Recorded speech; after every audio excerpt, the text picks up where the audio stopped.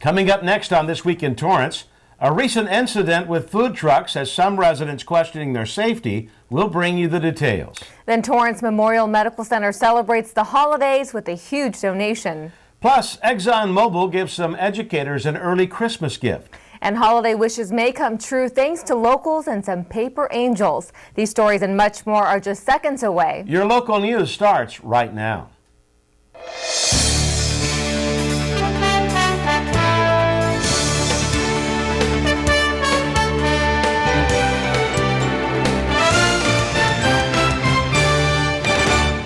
Hello everyone and welcome to This Week in Torrance. I'm Chun. And I'm Ben McCain. Thanks for joining us. Here are your top stories. The recent high winds that hit LA County left thousands of Southern Californians without power for days. And now the State Public Utilities Commission has launched an investigation. The commission plans to examine the cause of the outages, including pole failures, staffing levels, and the length of time it took Edison to respond to customer calls. Edison acknowledged a failure to meet its own goals for service restoration and provide accurate information to customers. They say they've been working around the clock, but it has been a daunting restoration effort. The Santa Ana winds knocked out power to some 430,000 Edison customers. Well, here are some highlights from the most recent City Council meeting. Volunteers from the South Bay City's Council of Governments were honored by Council. Catherine Shimohara, Terry Shimohara, and Sunny Moss volunteered their time at the South Bay Environmental Services Center, where they helped educate businesses and the public about energy efficiency and water conservation through providing community outreach, informational packets, community workshops, and meetings. The Adopt a School program was established in 1982 by the Torrance Area Chamber of Commerce and the Torrance Unified School District. Business partners helped TUSD schools by stepping up financially and giving their time for support and mentoring. At the meeting, 25 businesses were recognized for their partnership with students and faculty, including Pelican Products, Alcoa, and Golden Spoon Yogurt. This year alone, 10 schools were adopted. The next adoption is coming up on December 14th at Madrona Middle School with Raytheon. During oral communications, members of Torrance Centennial Campaign for the Hybrid Delphinium reminded everyone to plant their official city flower. And in honor of the City Centennial, campaign members are asking the community to purchase seeds or seedlings at local gardening shops. Girl Scouts will also pass out seeds around the city. If residents and businesses plant their hybrid delphiniums within the next month, they should be in full bloom by spring. And later in the show, we'll tell you about the council meeting discussion of food truck vendors in Torrance. The Public Works Department is currently completing construction of the Madrona Marsh Water Quality Enhancement Project, funded from a Proposition 12 grant from the California Coastal Conservancy. Part of the project includes installing retractable grates in catch basin openings to prevent trash from entering the marsh. The project also includes signage to restrict curb parking to allow the street sweepers access. Now, sweeping will follow present schedules where neighborhood streets will be swept on both sides from either 8 a.m. to noon or noon to 4 p.m. once a week. In many multifamily areas, the city has restrictions on opposite days to allow for cars parking on the street. In single-family areas, they are restricting parking on both sides to maintain current sweeping routes, which have been set up to reduce mileage on the sweepers. Residents are encouraged to utilize their driveways and garages for their extra vehicles on sweeping days. Once this map is provided to the police department, a grace period of 2 to 4 weeks will be given to residents prior to tickets being issued. Permanent employment may be hard to find these days, but temporary staffing is showing signs of a rebound. A leader in the staffing industry recently celebrated a big anniversary.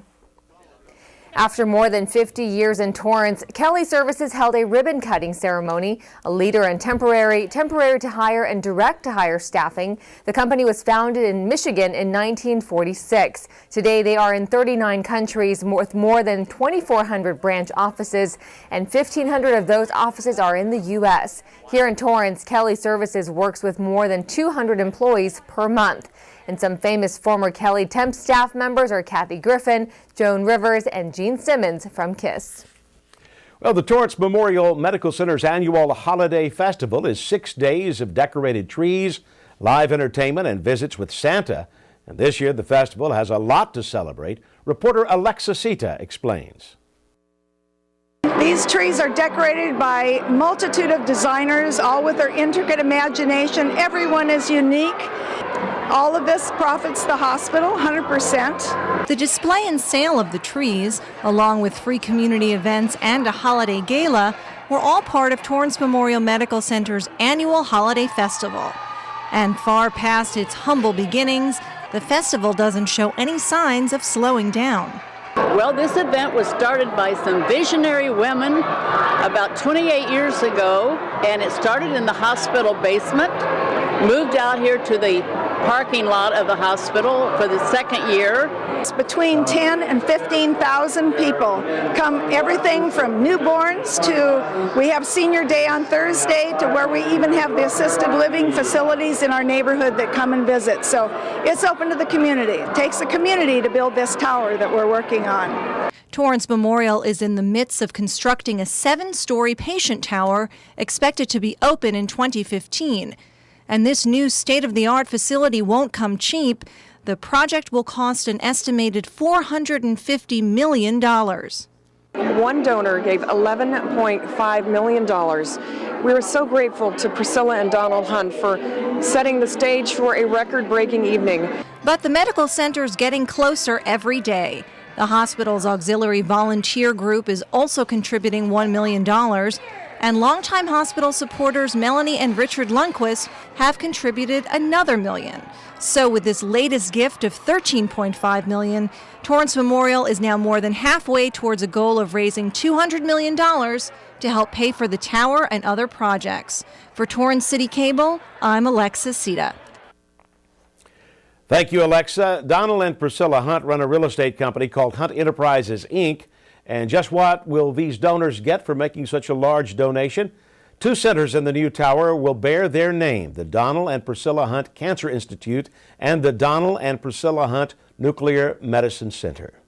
Most people know that the Mall of America is the largest mall in the country. Now we know it's also the busiest. Travel and Leisure magazine ranked the Mall of America in Minneapolis #1 in terms of visitors. About 40 million people visit the mall every year. Rounding out the top 3 busiest malls in the U.S. are the Del Amo Fashion Center here in Torrance and the Woodfield Mall in Chicago.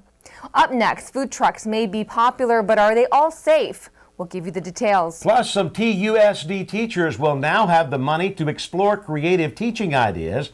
That's all after the break.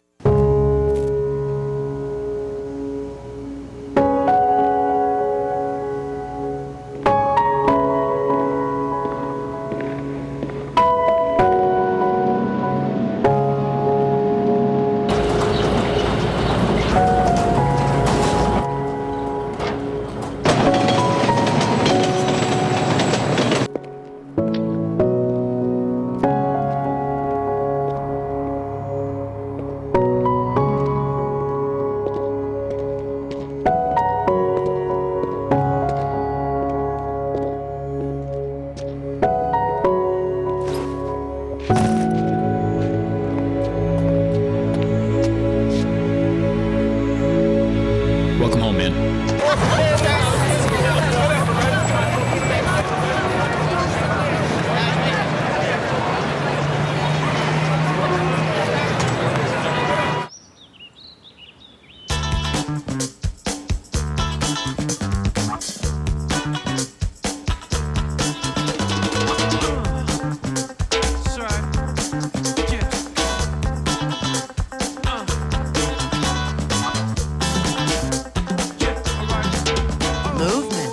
Along with weight loss, it's one of the many ways to fight osteoarthritis pain. For more information on managing pain, go to fightarthritispain.org. Paper angels that once decorated a tree in the Del Amo Fashion Center are quickly disappearing. Reporter Hibas Ahmed explains. Yeah, if you haven't donated, do it. You'll become addicted to it. You'll love it. I have people who have been coming in saving angels. I had a lady the other day who told me she has 160 angels into a garland that she's taken over the years. Barbara Hope has been saving her angels. She came to the Del Amo Mall today to pick up 2 new angels. Franklin, I guess her name is. She wants a Hello Kitty toy, and then this is a little boy, Joshua. He wants cars, the little cars that the kids love. I just think it's amazing you can do it for other kids that don't have everything. The angel tree has been a tradition for the Salvation Army for 21 years. Someone in the Salvation Army years ago thought up this idea, and it's nationwide, and it's been very effective. The Salvation Army angel trees all over the United States. The angel tree is a unique giving experience. A personal contact between the giver, the donor, and the person receiving it. And the tree represents that in-between thing. And picking up an angel is simple. They can bring in a toy unmarked, or they can bring in a toy and pick an angel off the tree for that toy. Or the alternative, most people do, they come pick an angel. We give them the bottom part of the angel to take with them with all the information on the child's age, name, and sex. Richard Nelson, who's been volunteering for 20 years, says people don't think twice about giving. Everybody is just really filled in and supported that. And I'm just amazed that the people come down. They don't ask the price. They just want, they usually say, well, we did this last year. We want to do it again. And that's good. Like Hope, who after picking up her angels, went shopping for toys at the Del Amo Mall. And she treasures each angel as a keepsake. Oh, I always take them home and save these things. So far, the Salvation Army has reached half of its goal by collecting 2,200 angels. And you can come by the Del Amo Mall and get an angel off this tree before December 17th. Dave hopes to collect up to 4,000 toys, so each child gets at least one toy in time for Christmas. And after all, Salvation Army is Christmas. Christmas is something that you feel in your heart. That's it. For This Week in Torrance, I'm Hiba Samad. Thanks, Hiba. For more information, go to salvationarmy.org.